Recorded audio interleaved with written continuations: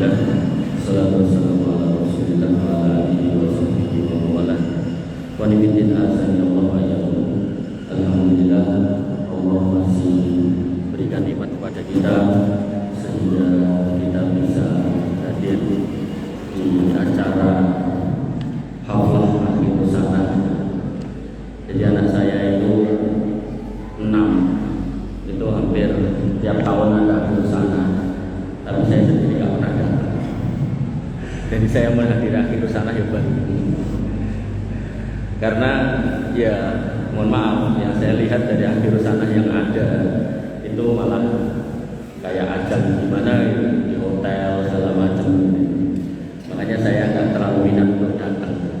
Tapi pas ini gimana caranya? Saya nanya di masjid, kira beda gitu kan. Dan memang beda. Artinya harusnya masjid itu ya kita jadikan lagi tempat untuk berjuang di jalan agama, tidak hanya untuk tempat sholat tapi juga untuk tempat pendidikan, tempat majelis ilmu, termasuk tempat mendiskusikan kondisi-kondisi umat, termasuk ini acara seperti ini diadakan di masjid juga bagus. Dan kenapa saya senang di masjid? Karena di masjid nggak mungkin ada suara-suara ya, suara-suara musik atau apapun lah. Paling ya ngaji, baca matan gitu. Artinya walaupun di masjid, saya yakin nasib itu juga nggak berani disetel. Maka saya senang kalau ini ada di masjid. Makanya saya mengiyakan dan saya tunggu temanya apa tahu, nggak dikirim-kirim. Sampai akhirnya minggu-minggu menjelang acara baru dikirim. Ya akhirnya saya juga bikin. Bapak Ibu yang dirahmati oleh Allah Subhanahu Wa Taala. Ya, saya melihat ini sekolahan yang berbeda. Karena saya pernah diskusi sama salah seorang ustadz, tapi bukan pengurus yayasannya, salah seorang ustadz yang dia ustadz di satu sekolahan Islam yang mungkin kalau saya sebut namanya jangan semua tahu, muridnya banyak dan seterusnya. Saya bilang sama beliau, sekolah panjenengan bisa menang, mengalahkan yang lebih tua dari sekolahan Islam yang ada di Solo. Jadi peta sekolahan secara umum, sekolahan umum itu kalah sama sekolah Islam. Karena fitrahnya orang tua pengen anaknya soleh, maka banyak orang tua yang hari ini nggak mau memasukkan anaknya ke sekolah umum, sehingga banyak sekolah umum dengan dapat ditutup. Bahkan di salah satu tempat di Solo itu udah jadi kantor DPU, sekolahnya besar banget. Kemudian di Cemani dekatnya rumahnya Mas Abdul Aziz itu sudah jadi apa itu IPHI, ya IPHI ya, Ikatan Persaudaraan Haji Indonesia, dari spektrumnya IPHI. Jadi setengahnya sudah ditutup. Dan itu banyak sekolah seperti itu di kampung bapak saya. Itu SD saya, SD Jaten 2, SD Jaten 1-nya udah nggak ada muridnya. Karena memang fitrahnya orang tua pengen anaknya soleh, maka banyak yang tutup. Tapi nggak bisa dipungkiri, setiap sekolah punya coraknya masing-masing.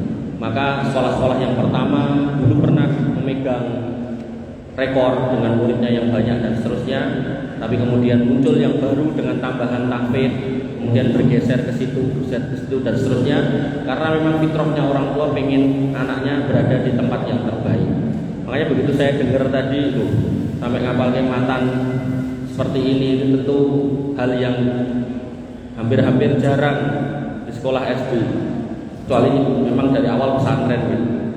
Makanya saya kepada guru yang SD itu saya bilang sama beliau, Mas atau Tat, saya bilang itu sebaiknya sekolahan jenengan itu segera melakukan inovasi.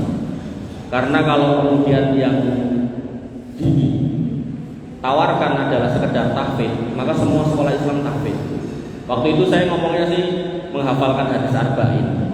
Ditarget misalnya hadis arba'in itu ada 42 hadis. Tahun pertama 6 sampai tahun selesai itu 42 hafal plus mungkin 2 atau 3 juz belakang gitu kan. Maka insya Allah sekolah jenengan akan eksis.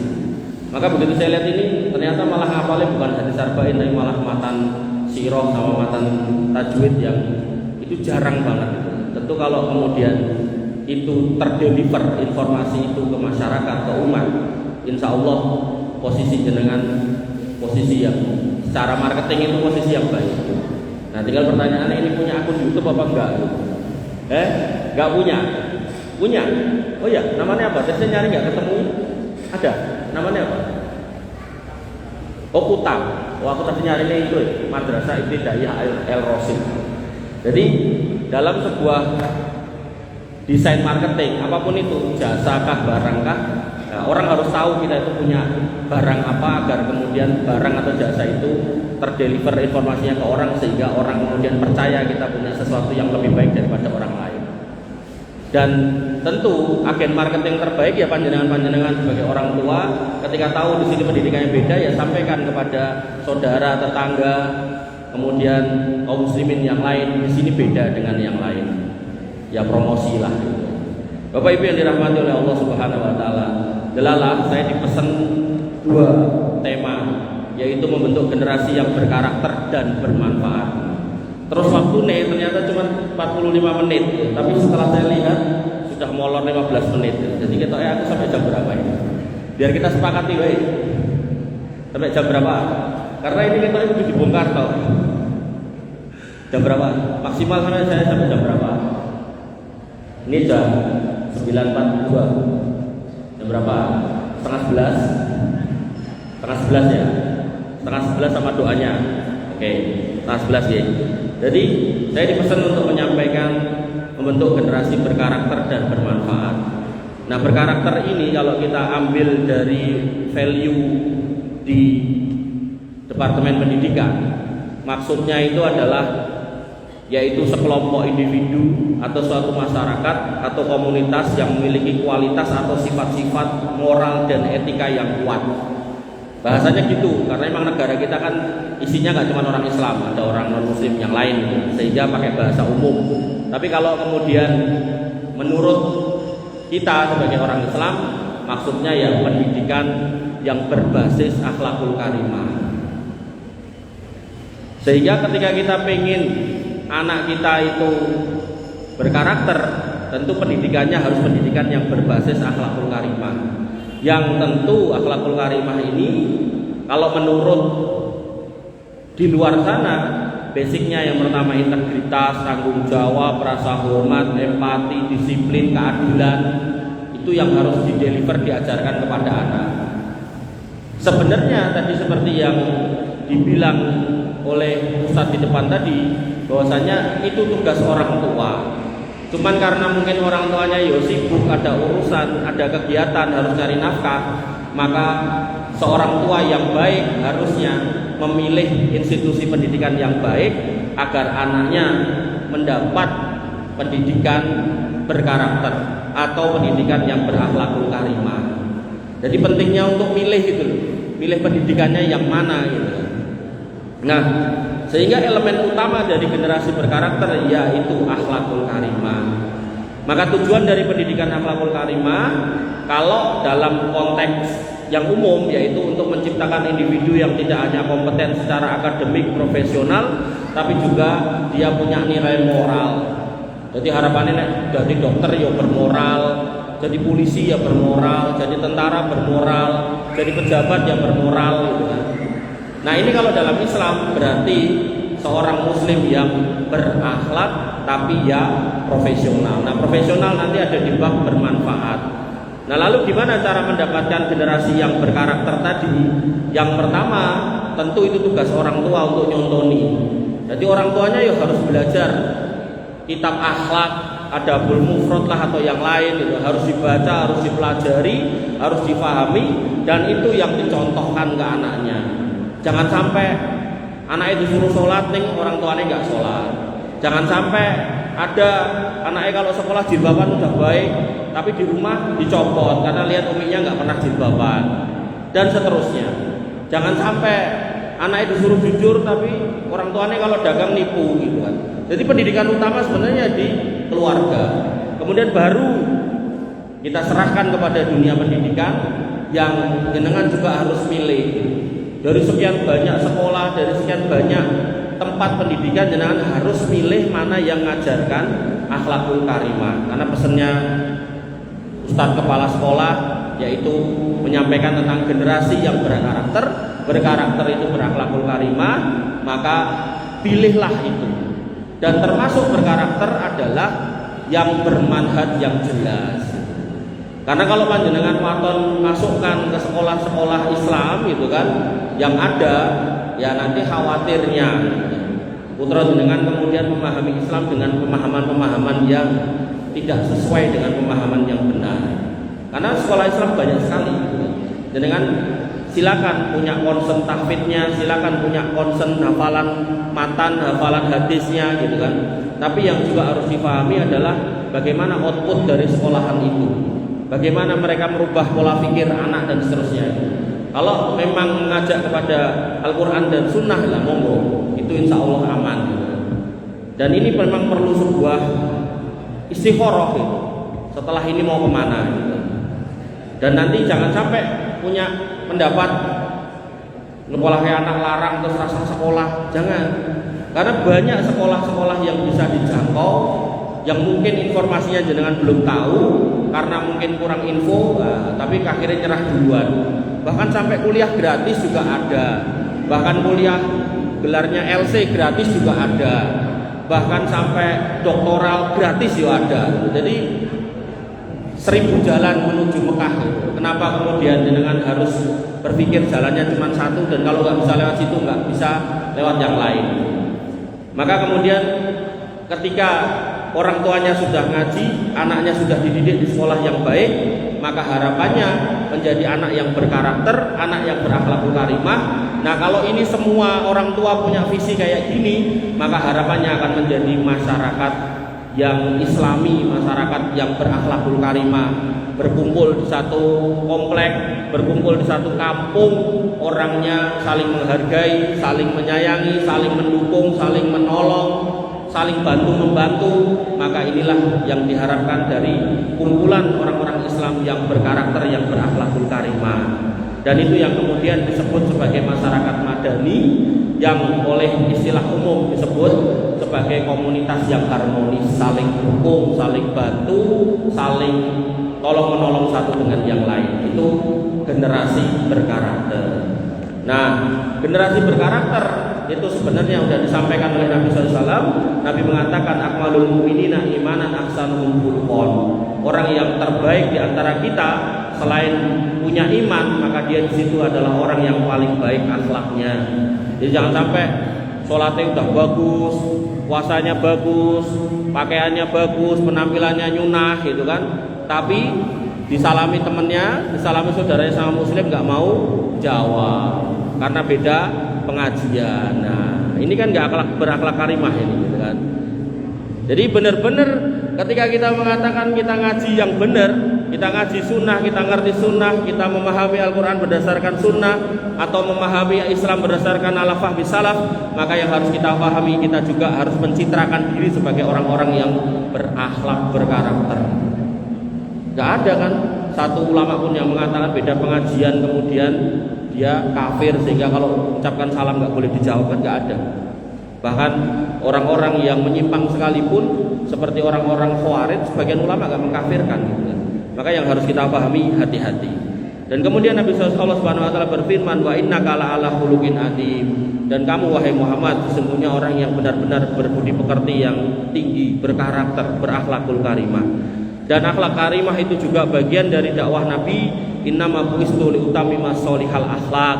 Sesungguhnya aku tidaklah diutus kecuali untuk menyampaikan akhlak yang karimah, yang mulia, membentuk karakter seorang muslim. Dan ketika ngomongkan karakter ini tentu diawali dari akidah, baru kemudian manhaj, baru kemudian yang lain-lainnya soal ibadah.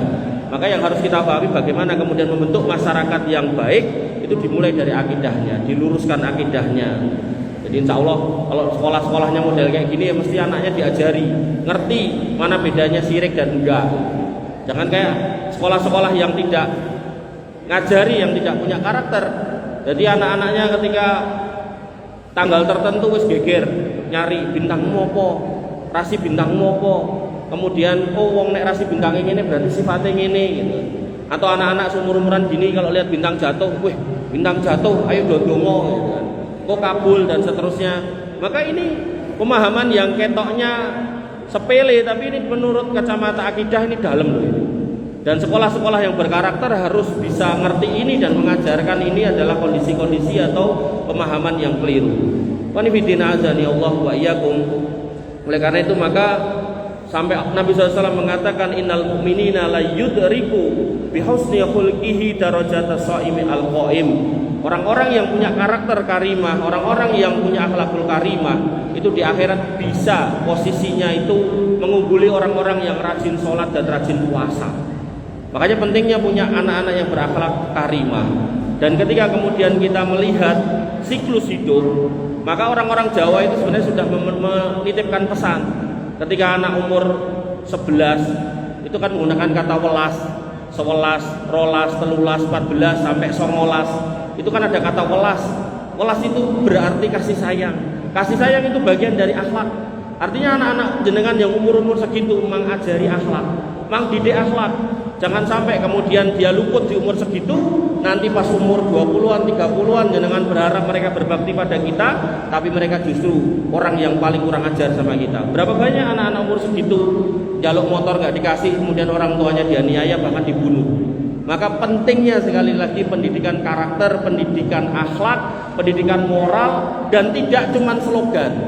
Tidak cuman slogan. Saya pernah diskusi sama teman kantor, teman kantor saya nyimak. Dia bertanya, loh, bukankah pendidikan karakter, pendidikan mental itu sudah disampaikan sama negara? Gitu.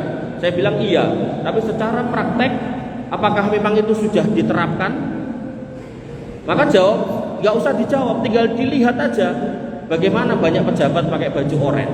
Itu udah kondisi di mana sebenarnya cita-cita pemimpin kita, Pak Presiden, itu ke bawah itu tidak kemudian terlaksana dengan baik. Buktinya sampai level menteri ya jadi penyakitan di KPK. Yang harus kita pahami adalah ketika kita sudah terdidik dari kecil, maka kita akan ngerti halal dan haram. Ini bagian juga dari akhlak gitu. Sehingga kalau misal kita kerja di satu tempat, kok gajinya kurang, maka anak-anak yang berkarakter, anak-anak yang berakhlak gak akan berpikir ngambil di tempat dia kerja. Dia pasti akan mikir nanti naik pulang kerja, piye corone aku duwe usaha, entah dodol apa untuk nambahi. Maka saya salut sama seorang ustadz, saya lupa namanya, di daerah Sumatera Selatan. Beliau S2 LCMA gitu. Tapi beliau dengan perjuangannya, beliau kalau ceramah kemana-mana, ke kampung-kampung, ke desa-desa, gak pernah mau nerima amplop. Dan beliau bukan kepala sekolah di satu sekolah, bukan ketua yayasan di satu sekolah, bukan juga ASN kayak saya, bukan. Beliau dodolan cilok gitu. Coba. Ini loh yang harus kemudian kita hadirkan pada anak-anak kita, bahwasanya tadi rezeki yang baik itu adalah selain halal, dia juga harus thayyib. Selain kemudian dia dihasilkan dari kerjaan-kerjaan yang baik, dia juga harus kemudian diproses dengan penuh keikhlasan gitu. Maka walaupun dodolan cilok, walaupun jualan cilok gitu kan, maka insya Allah itu lebih baik daripada bergelimang harta tapi kemudian hasil korupsi, hasil memanfaatkan jabatan dan seterusnya. Maka pentingnya menghadirkan generasi ini di kehidupan kita di Indonesia ini, agar benar-benar Indonesia ini benar-benar menjadi baldatun thayyibatun wa rabbun ghafur. Sekarang 10 atau 15 orang korupsi 271 triliun. Itu kalau duit itu digunakan buat bayari SPP anak lulusan SMA seluruh Indonesia kuliah di universitas terbuka yang SPP-nya cuma 1,5 juta, itu bisa kuliah semua anak Indonesia. Bayangkan. Artinya ini ada segelintir orang yang gak berakhlak, yang kemudian memperkaya dirinya sendiri, yang kemudian membuat banyak orang kemudian susah. Makanya ketika putra jenengan kemudian terdidik secara karakter berakhlak, berkarakter, tentu karakter yang islami, harapannya nanti kalau jadi pemimpin, kalau jadi orang-orang hebat, jadi orang-orang besar, itu kemudian bisa benar-benar memanfaatkan kesempatan menjadi orang besar itu untuk benar-benar menghadirkan sebuah kesejahteraan buat masyarakat luas. Jadi nggak cuma slogan tok, nggak cuma ngimpi tok gitu. Dan apa yang jenengan harapkan terjadi 20-10 tahun yang akan datang itu sejak sekarang disusun. Maka jenengan sekarang ciptakan itu anak-anak soleh, anak-anak generasi berkarakter. Harapannya nanti 10-20 tahun yang akan datang, yang muncul adalah pemimpin-pemimpin yang berakhlak. Karena Allah sudah tegaskan, wa kadzalika wali ba'dadz dzalimina ba'dhum bi ba'din. Dan seperti itulah kami berikan pemimpin pada orang-orang dolim, ya orang-orang dolim. Artinya kalau kemudian kita nggak kader anak-anak kita untuk tidak jadi anak-anak atau orang-orang yang dolim pada orang lain, maka yang ngimpi kalau kita berharap ada sebuah keadaan yang lebih baik daripada hari-hari ini. Maka yang harus kita pahami pentingnya menghadirkan generasi yang berkarakter itu. Umur 11 sampai 19. Orang-orang tua kita sudah menggunakan kata welas, menunjukkan bahwasanya kita diminta untuk mengajari mereka belas kasih, adab, kemudian akhlakul karimah, termasuk mencontohinya. Sehingga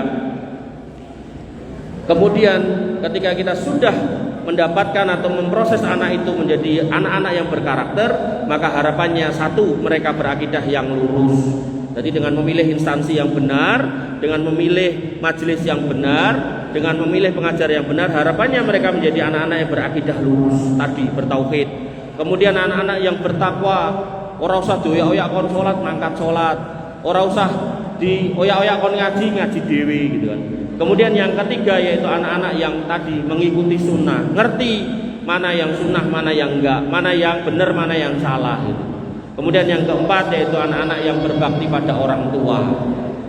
Ini generasi yang berkarakter. Nah, kita masuk di bab yang kedua, masih setengah jam, yaitu generasi yang bermanfaat. Jadi generasi yang berkarakter dan generasi yang bermanfaat. Nah, kalau kita melihat definisi generasi bermanfaat adalah kelompok individu atau masyarakat yang mampu mempunyai kontribusi positif signifikan kepada kesejahteraan dan kemajuan komunitas yang ada. Gampangane anak yang bermanfaat buat masyarakat yang tidak nyusahkan. Maka ini kalau diistilahkan yaitu pendidikan kemandirian. Jadi anak harus diajari bagaimana kemudian dia mandiri. Dan ini sudah dioling sama orang-orang tua kita, yaitu apa? Pada usia 21 sampai 29 itu orang Jawa itu menggunakan kata likur, serikur, lorikur, telulikur, patlikur, selawe enggak, kemudian 6 likur, 7 likur, 8 likur, 9 likur. Ada kata likur. Likur itu artinya lingguh kursi. Artinya anak-anak pada umur segitu orang tuanya harus mengajari kemandirian. Kalau orang tuanya misal pinter jualan, ajarilah anak berdagang. Kalau orang tuanya pinter jadi tukang kayu, ajarilah nukang. Atau kalau dia misal wong tuane tukang kayu ning anake pinter kok iso dadi dokter, dadekke dokter. Enggak apa-apa. Dadekke apoteker ya enggak apa-apa. Dadekke pilot ya enggak apa-apa. Karena seorang muslim harus berpangku pada kaki dan tangannya sendiri, enggak boleh menyusahkan orang lain. 21 sampai 29 kecuali 25. 21 selikur, rolikur, telulikur, patlikur, 26 likur, 7 likur, 8 likur, 9 likur. Lingguh kursi. Berikan tempatnya berupa pendidikan kemandirian, jadikan dia mandiri secara finansial, dan kalau dia kuat secara finansial, maka dia nggak akan menyusahkan orang lain dan dia akan bermanfaat buat orang lain. Saya katakan di mana-mana, sesosial-sosialnya kegiatan kita, kan masjid sekalipun lah gitu, itu pasti dibutuhkan yang namanya dana, nggak mungkin nggak. Oleh karena itu maka sebuah realita bahwasanya umat ini harus kuat juga secara ekonomi. Nah, cara kuat secara ekonomi ya harus punya ilmunya. Makanya Nabi mengatakan faman arada dunya fa alaihi bil ilmu. Pengen donya enak ilmune. Wa man arada al akhirah fa alaihi bil ilmu. Pengen akhirat ada ilmune. Wa man arada huma fa alaihi bil ilmu. Pengen lancar ning donya, lancar ning akhirat pakai ilmu.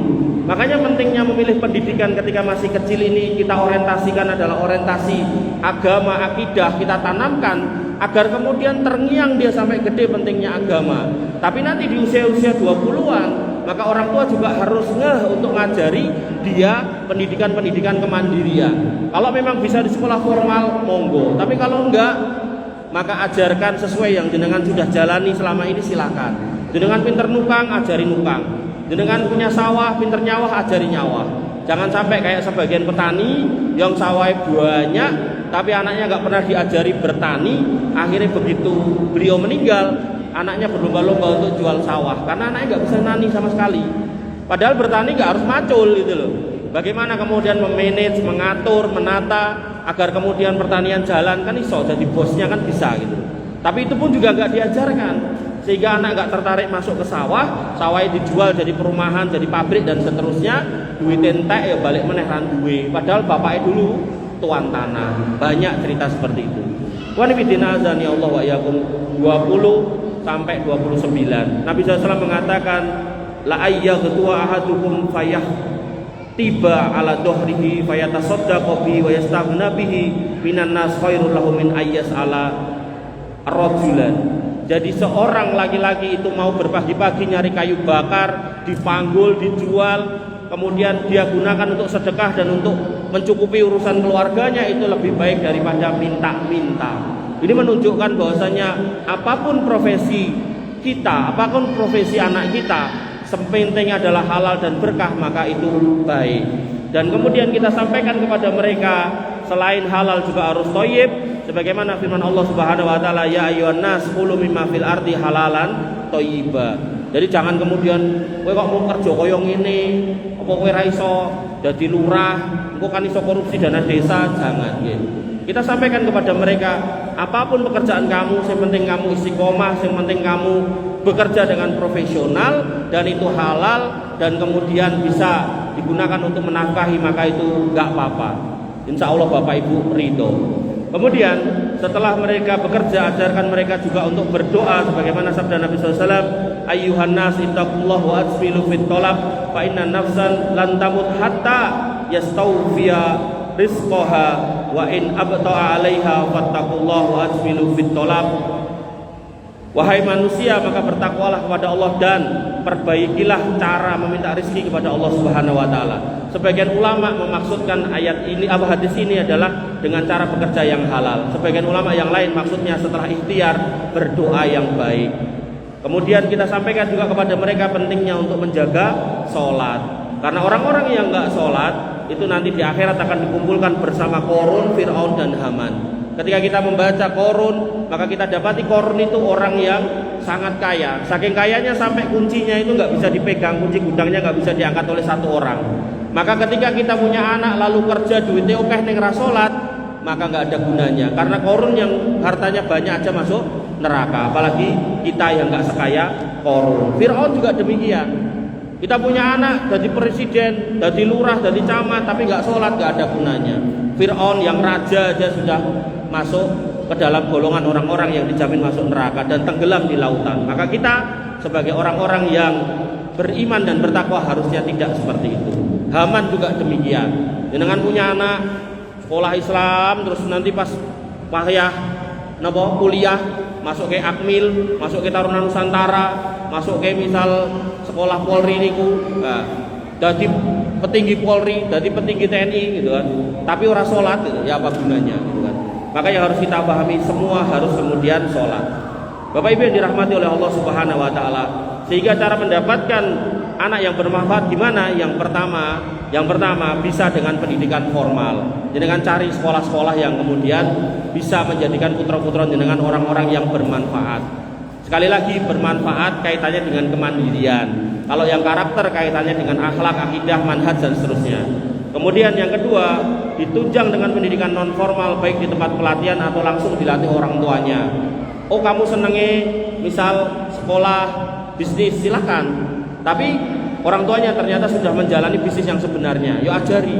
Ini loh bisnis yang sebenarnya ini ki. Nek kuwi kan teori, nah, prakteknya ini. Kemudian yang ketiga, selalu berikan kesempatan untuk mencoba. Jadi anak niku nek sudah dimodali gagal, jangan disalahkan. Karena nek dengan salah ke mutung, susah untuk kembalikan lagi. Maka diajari meneh, dididik lagi, dimodali lagi, biar dia bangkit lagi. Kemudian yang keempat, jangan direndahkan jika gagal, tapi dimotivasi agar bangkit. Kemudian yang kelima juga, jika sudah bisa mandiri, maka tetap diawasi, jangan sampai kemudian gagal. Karena kalau berhasil di usia muda, biasanya itu punya keinginan macam-macam, nggak kontrol, akhirnya kemudian jatuh lagi. Maka yang harus kita pahami sebagai orang tua, kita harus melihat kondisi-kondisi ini. Kemudian yang keenam, ketika mereka sudah bisa mandiri, sudah kerja, maka ajari manajemen keuangan yang baik agar kemudian bisa mengalokasikan hartanya ini di jalan-jalan yang baik. Nom rung nikah, akhirnya punya kesenangan yang enggak, kumpul sama orang yang aneh-aneh gitu kan. Akhirnya ya sekolah SD bagus, SMP pondok, SMA pondok, giliran kuliah kemudian ketemu sama orang-orang nggak jelas, jadi nggak jelas. Dan ini sekali lagi nggak cuman ada atau terjadi di sekolah umum, bahkan ada alumni sejumlah pesantren, beberapa pesantren itu datang ke saya ngobrol ngalor ngidul ngitan ngulon. Pesantrennya pesantren sunnah gitu. Cerita anak si fulan, ustadz fulan sekolah di sini, kayak ini ngumpul di rumah saya, pas saya nggak ada beli minuman keras gitu. Itu terjadi gitu. Jadi yang harus kita pahami, orang tua jangan kemudian 100% keculke pehwe sekolah iki engko wis pengpengan, enggak. Muraqabatullah itu kan hadir di dalam hati lah, kita nggak tahu. Maka kita sebagai orang tua kita juga harus ngawasi. Anak di belakang tembok kita nggak tahu dia baru ngapain. Maka orang tua yang terbaik tetap ngawasi. Kalau jenengan nyekolahkan anak jauh, nggak ada salahnya jenengan telepon, video call gitu kan. Apakah dia sedang ngapain, sudah sholat apa belum? Pastikan itu, dan jangan kemudian 100% percaya. Bukan berarti kita nggak percaya sama anak, bukan. Tapi maksud saya, kita pasrahkan anak ini untuk bertanggung jawab. Tapi nggak salah kalau orang tua juga ngecek. Karena apa yang terjadi di sana itu kita nggak tahu gitu. Ya, Bapak Ibu yang dirahmati oleh Allah Subhanahu Wa Taala, maka yang ingin dicapai dari tujuan pendidikan yang bermanfaat yaitu satu, dia nggak nyusahkan orang lain, yang kedua dia bisa mandiri sendiri, dan yang ketiga ini yang paling baik yaitu dia bisa bermanfaat buat agama, keluarga, masyarakat dan negara. Bapak Ibu yang dirahmati oleh Allah Subhanahu Wa Taala, dan tujuan dari pendidikan yang berkarakter dan bermanfaat itu kalau kemudian dirangkum, yaitu kalau menggunakan definisi umum, yaitu menghasilkan anak yang berbudi pekerti dan berguna bagi masyarakat. Jadi anak sing berbudi pekerti, bermoral, tapi kemudian juga berguna bagi masyarakat, bisa menjadi orang yang bermanfaat. Kalau ditanya si fulan, oh ini dia itu tokoh ini melakukan ini, menginisiasi kegiatan ini, pekerjaan ini, kajian ini, itu dia ada di situ. Nah ini orang yang bermanfaat. Atau kalaupun nggak sebagai tokohnya, saya ngewangi ora apa-apa gitu kan. Kalau nggak jadi ketua yayasan ya paling ora jadi gurune, itu masih bagus lah gitu.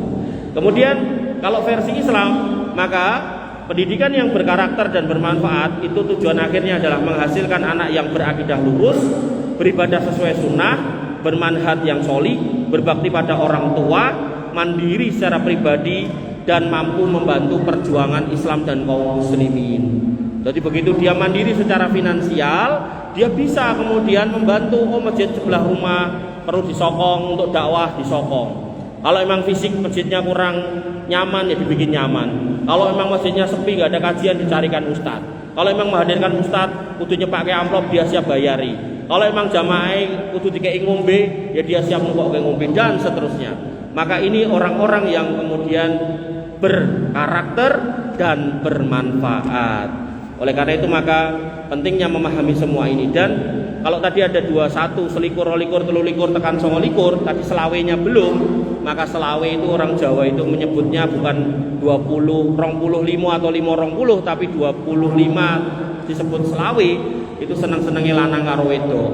Artinya ketika putra jenengan udah di usia itu, maka orang tua harus jangan sampai membiarkan dia sendirian. Karena anak sekarang sendirian nganggo HP itu sudah hati-hati. Zaman dulu kita lihat anak bawa pisau itu kita khawatir dia motong tangannya, motong badannya, atau nyenggol orang lain pakai pisaunya sehingga menyebabkan orang lain luka. Tapi sekarang anak megang HP dengan diem aja. Padahal sebenarnya HP itu adalah pisau yang lebih tajam daripada pisau. Cuman nek pisau itu motong kemudian berdarah, yang dipotong itu kulit, tangan dan seterusnya. Tapi kalau HP yang dipotong itu otaknya. Maka hati-hati sama anak yang megang HP dan sendirian. Harus jenengan awasi. Makanya pentingnya jenengan menilai, aku jenis percaya urung to karo kowe. Nek urung, maka jangan biarkan dia megang HP sendirian. Karena sekarang itu mau nyari yang paling jelek pun ada di HP, tinggal masukkan kata-kata tertentu. Kalau dia udah paham itu maksudnya adalah barang jelek ini, itu akan datang bisa dilihat, ditonton, dan akan terekam. Apalagi masih kecil-kecil gini kan rekamannya berarti bagus toh, hafal matan segala macam, maka akan teringat lama. Maka ketika sudah umur 25, maka orang tua harusnya segera gelisah untuk mencarikan pasangan dia. Apalagi kalau udah ada tanda-tanda kok ketoknya pengen nikah itu kan, maka segera dicarikan. jangan sampai sendirian. Makanya Allah Subhanahu wa taala mengingatkan wala taqrabuz zina innahu kana fahisatan wa sa'a sabila. Jadi yang dilarang tidak berzinanya langsung, tapi sarana menuju ke sana. Dan anak-anak umur segitu itu sudah berpotensi ke sana. Oleh karena itu maka harus kita waspadai, jangan sampai mereka berzina. Tuhan fillah azani Allah wa iyyakum. Bapak Ibu yang dirahmati oleh Allah Subhanahu wa taala, intinya pendidikan yang berkarakter adalah pendidikan yang mengedepankan pendidikan akhlakul karimah. Dan ketika ngomongkan akhlak karimah, itu dimulai dari berakhlak kepada Allah, kepada Rasulnya, kepada agamanya, kepada orang tua, kepada manusia, bahkan kepada binatang dan tumbuhan. Makanya saya ada sebuah cerita. Ada seorang teman bercerita, dia punya tetangga yang dia tidak terdidik akhlak dari kecil. Saking tidak terdidik akhlak dari kecil, maka begitu dia besar nikah, istrinya dia niayah bisa-bisa sampai pokoknya gak karu-karuan. Akhirnya kabur dan minta cerai. Begitu kemudian istri yang kedua, teman saya pesen, ojo mbok polo meneh lho bojomu. Dia mengatakan, yo sini aku sing ngeterke kowe nikah gitu kan. Dan kemudian dia mengatakan iya, tapi faktanya di polo menehan sampai wis pokoke ra karu-karuan. Akhirnya dia kabur lagi, cerai lagi, dan dia sendirian. Begitu saya diceritakan seperti itu, saya pun kemudian bertanya, Pak, ojo temenin jenengan ini terbiasa menganiaya kewan, dia bilang gitu. Dan teman saya pun mengatakan, oh mas, wong pitike jago ilang, sore-sore ilang, terus ngejak aku goleki, tak goleki wong loro. Begitu pitike ketemu sudah terdesak di satu sudut bangunan, aku melu kedang-dangi, delalah pas pitike mlayu ning arahku, tak dangi mlayu ning arah dhek iso nyekel pitike iku, begitu kecekel langsung gulune dipuntir mas itu, dipateni krek gitu. Loh kan tenan. Makanya Nabi SAW dulu ketika seorang sahabat yang muda, adiknya dari Anas bin Malik punya peliharaan burung kecil, Nabi nggak ngelarang, justru bertanya, ya Aba Sughair, mada fa'ala Nughair. Cah cilik, manukmu cilik lagi ngopo? Ini menunjukkan bahwasannya pendidikan karakter selain dicontohkan dari orang tua, selain didapat dari sekolah, selain didapat dari majelis ilmu, mungkin juga perlu dihadirkan dengan cara anak-anak ini dikasih amanah untuk memelihara binatang atau tanaman tertentu gitu, agar kemudian muncul empati, muncul simpati, kemudian bisa berhati-hati, yang harapannya kemudian nanti kalau gede punya belas kasih kepada makhluk, dari mulai manusianya sampai tumbuhannya dan binatangnya tentu. Makanya panjenengan dapati hadis bagaimana ada seorang wanita yang masuk surga karena anjing, tapi juga ada seorang wanita yang masuk neraka karena kucing. Ini menunjukkan bahwasanya seorang yang muslim yang berakhlakul karimah, yang berkarakter, itu nggak cuman teori tok, nggak cuman belajar tok, perlu diaplikasikan bahkan kepada makhluk Allah yang bernama binatang. Artinya kalau dia sudah berakhlak kepada Allah dengan bertauhid, berakhlak kepada Rasulnya dengan mengikuti sunnah, berakhlak kepada agama dengan kemudian mengikuti manhaj yang benar, kemudian dia berakhlak pada orang tua dengan berbakti, berakhlak pada masyarakat dengan menjadi orang yang bermanfaat dan menjaga pergaulan dengan baik, berakhlak pada binatang dengan mengasihi dan seterusnya, maka insya Allah itu adalah generasi terbaik dari generasi umat ini yang merupakan keturunan kita, yang insya Allah itu akan menjadi orang soleh, yang mana dikatakan oleh Nabi SAW, waladun solihun yad'ulah, anak yang soleh yang mau mendoakan. Ini menunjukkan bahwasanya untuk sampai pada harapan mendoakan, maka perlu anak yang soleh. Bahkan anak yang soleh ada yang sok lupa ndongake wong tuwa. Jadi yo sholat, ya ngaji, tapi ndongake wong tuwa kadang lali. Ini menunjukkan bahwasanya soleh aja kadang lupa ndongake wong tuwa, apa meneh ora soleh. Nah soleh kalau gak dibingkai dengan karakter, dengan akhlakul karimah, mana mungkin dia akan ingat dengan orang tuanya. Bahkan yang ada, dia akan benci dengan orang tuanya hanya karena beda pengajian. Banyak beda pengajian, ora gelem serawung karo wong tuane, beda hitungan, ora gelem nekani wong tuane, dan seterusnya. Dan lucunya ketika hidup mereka gak mau datangi orang tuanya mati, mereka rajin ke kuburannya, kewalik-walik gitu kan. Ya, padahal untuk sampai doa anak kepada orang tua nggak perlu di depan kuburannya. Nah, maka ini yang harus kita pahami, ini yang harus kita hadirkan, mendidik generasi yang berkarakter, berakhlakul karimah, dan anak-anak yang bermanfaat baik kepada dirinya sendiri, orang tua, keluarga, syukur-syukur kepada agama dan negara yang ada di Indonesia ini. Wabillahi makaten yang bisa saya aturkan, sudah tinggal 10 menit ya. kita tutup dengan doa. Semoga kemudian pertemuan ini menjadi pertemuan yang penuh barokah dari Allah Subhanahu wa taala karena diadakan di rumah Allah, kemudian diisi dengan materi-materi yang baik. Makanya Nabi SAW mengatakan, majtama'a qaumun fi baitin min buyutillah yatluna kitaballah wa yatadarrasunahu illa nazalat alaihimus sakinah wa ghasyiyatuhumur rahmah. Tidaklah suatu kaum, suatu masyarakat, sekumpulan ini wali murid, wali santri mau ngumpul di rumah di antara rumah-rumah Allah, kemudian membaca Al-Quran, menyampaikan agama, mempelajarinya, illa nazalat alaihimus sakinah, maka akan diturunkan kepada mereka as-sakinah. Jadi sakinah pertama karena sebab nikah, sakinah kedua karena sebab majelis ilmu, wabil khusus majelis ilmu yang memang diajarkan Quran dan Sunnah, wabil khusus majelisnya ada di masjid, maka insya Allah itu yang lebih pas atau lebih baik. Bapak Ibu yang dirahmati oleh Allah Subhanahu wa taala, mari kita tutup dengan doa, panjenengan aminkan. Semoga di antara sekian banyak doa yang kita panjatkan Allah bisa kabulkan sebagian, syukur-syukur semuanya. Bismillahirrahmanirrahim. Alhamdulillahirabbil alamin. Hamdan sakirin, hamdan naimin, hamdan yuafi ni'amahu wa yukafi mazidah. Ya Rabbana lakal hamdu kama yanbaghi li jalalika wa azimi sultanik. Rabbana lakal hamdu anta nurus samawati wal ardi wa man fihinna wa lakal hamdu. La ilaha illa anta subhanaka inna kunna minadh dhalimin. Wa illam taghfir lana wa tarhamna lanakunanna minal khasirin. Allahumma ighfir lil muslimina wal muslimat wal mu'minina wal mu'minat al ahya'i minhum wal amwat innaka samiun qaribun mujibud da'wat ya qadiyal hajat. Rabbana dhalamna anfusana wa illam taghfir lana wa tarhamna lanakunanna minal khasirin. Rabbana ighfir lana dhunubana wa li ikhwanina alladhina sabaquna bil iman wa la taj'al fi qulubina ghillan lil ladzina amanu rabbana innaka ra'ufur rahim. Rabbana ighfir lana dhunubana wa kaffir 'anna sayyi'atina wa tawaffana ma'al abrar. Rabbana ighfir lana dhunubana wa liwalidina warhamhum kama rabbawna shighara. Allahumma ighfir lahum warhamhum wa afihim wa'fu anhum wa akrim nuzulahum wa wasi' madkhalahum waghsilhum bil ma'i wasalji wal barad. Allahumma ij'al quburahum rawdan min riyadil jinan wa la taj'al quburahum kufaran min kufarin niran. Allahumma ta'adhilhum al jannata ma'al abrar wa la tadkhilhum an-nar ma'al fujjar ya arhamar rahimin. Irhamhum wa irhamna ya arhamar rahimin. Irhamna faghfir lana ma qaddamna wa ma akharna wa ma alanna wa ma asrarna wa ma anta a'lamu bihi minna. La ilaha illa anta subhanaka inna kunna minadh dhalimin wa illam taghfir lana wa tarhamna lanakunanna minal khasirin. La ilaha illa anta subhanaka inna kunna minadh dhalimin wa illam taghfir lana wa tarhamna lanakunanna minal khasirin. Allahumma inna nas'aluka al-huda wa tuqa wal afafa wal ghina. Inna nas'aluka ilman nafi'an wa rizqan thayyiban wa amalan mutaqabbalan maqbulan. Rabbana hab lana min azwajina wa dhurriyyatina qurrata a'yun waj'alna lil muttaqina imama. Allahumma ij'alna muqiminas shalah wa min dhurriyyatina rabbana wa taqabbal du'a. Allahumma ij'al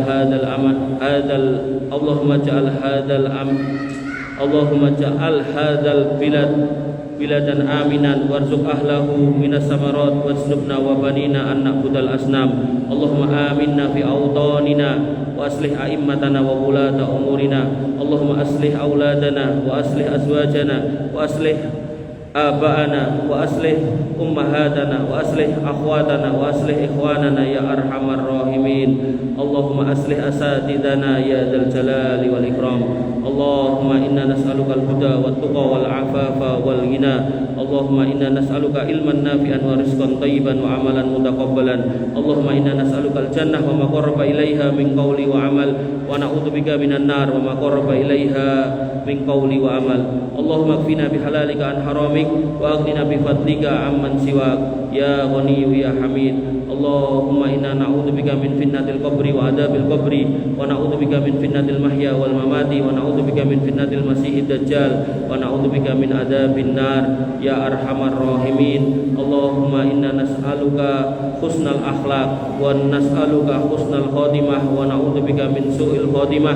Allahumma inna na'udzubika min su'il akhlaq wa na'udzubika minar riya wa na'udzubika minas sum'ah wa na'udzubika minasy syirki wa na'udzubika minadz zulmi wa na'udzubika minal kibri ya arhamar rahimin. Irhamna Allahumma inna na'udzubika minar riba wa na'udzubika minaz zina wa na'udzubika minad dain wa ghalabatid dain wa na'udzubika minal ma'sami wal maghram ya Ghaniyyu ya Hamid. Allahumma asfi mardana waqdi duyunana ya khairar raziqin. Allahumma inna nas'aluka al-huda wat tuqa wal afafa wal ghina. Rabbana arinal haqqa haqqan warzuqna ittiba'ah wa arinal batila batila warzuqna ijtinabah. Rabbana ihdinas siratal mustaqim siratal ladzina an'amta 'alaihim ghairil maghdubi 'alaihim waladdallin amin. Rabbana atina min ladunka rahmah wa hayyi' lana min amrina rasada. Rabbana atina ma wa'adtana 'ala rusulika wa la tukhzina yaumal qiyamah innaka antas sami'ud du'a innaka la tukhliful mi'ad. Rabbana atina fid dunya hasanah wa fil akhirati hasanah wa qina adzabannar wa qina adzabannar wa qina adzabannar wa qina adzabannar. Wa akhiru da'wana alhamdulillahi rabbil alamin wa sallallahu ala nabiyyina Muhammadin wa ala alihi wa sahbihi wa sallim ajmain. Akhiru kalam subhanakallahumma bihamdika asyhadu an la ilaha illa anta astaghfiruka wa atubu ilaik. Assalamualaikum warahmatullahi wabarakatuh.